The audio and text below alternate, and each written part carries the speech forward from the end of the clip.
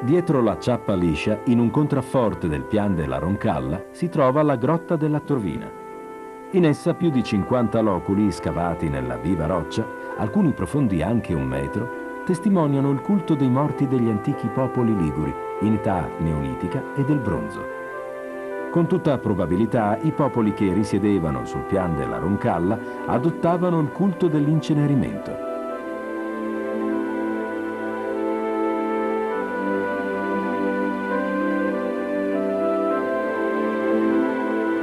La grotta, un tempo inaccessibile, è divenuta visitabile solo nell'ultimo secolo per l'accumulo di detriti alla base della parete rocciosa.